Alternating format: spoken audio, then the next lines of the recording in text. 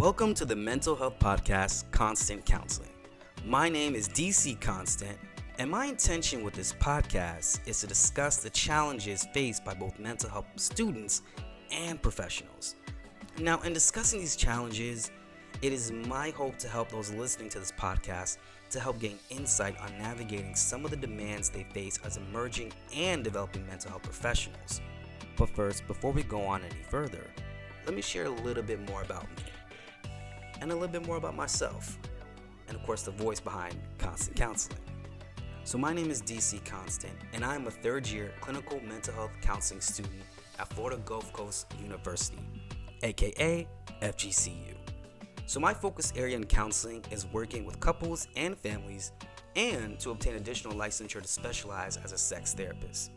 I'm currently a 2024 NBCC MFP Fellow. Now, that's a lot of acronyms right there. So, let me break that down what that means. That stands for the National Board of Certified Counselors Minority Fellowship Program at the master's level. In addition to that, I have completed Gottman Method Couples Therapy Level 1 training as part of the Gottman Institute University Outreach Program. Now here's the deal. With so many mental health podcasts out there, I do desire to bring in the voice of mental health professionals, but also a place for mental health students as well, bridging from fields such as counseling, psychology, marriage and family therapy, social work, and more. I find the student perspective just as valuable as those as developmental professionals and want to bring their voices to the table as well, because I believe that there's something to learn from that perspective. Now, while this episode is a brief introductory episode to this podcast, I do want to touch a little bit on the topic of self-care. And at this point, I know so many of you have heard this term mentioned up and down and ad nauseum. And I know I've heard this term a lot in and outside of the field as well. However, recently during a training with my MBCC fellowship is when I started to really contemplate the difference between self-maintenance and self-care.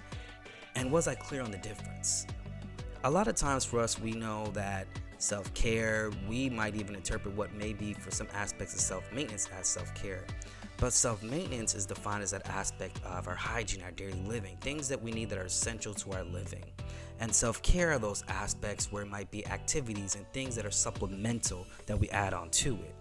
So in my program at FGCU was the first time I ever saw a professor not only model an aspect of self-care, but build it into their courses by starting their classes with a 10-minute mindfulness meditation and activity. Now, I don't know about you, but that was something I had never ever seen before in a college or university or any kind of educational environment, to be honest. And I was really not only just blown away, but really impressed by that. Because, in most times in conversations with mental health professionals, you'll hear them say, self-care will look different for everyone, and you need to figure out what that is for you. And while that is true and while that is valid, sometimes we may not even know the different ways it can look like. Coming in now as a grad student, what was self-care for me before I got into this program is definitely going to look different as I'm in this program. Because of the fact that being now in this program, so many things have changed, such as my time, my responsibility, and certain things that may be available to me on an emotional, financial, and a mental standpoint. Now, in systems, there's this term called homeostasis. And just to give a brief example of that is, an example of that could be a primary provider in a family going back to school and the family system still expecting things to stay the same way and still expecting that person still adhere to the same responsibilities with the same amount of time given to them, knowing that there's been a change in how they are and how they can operate within that system. And I think about that on the same aspect of incorporating self-care.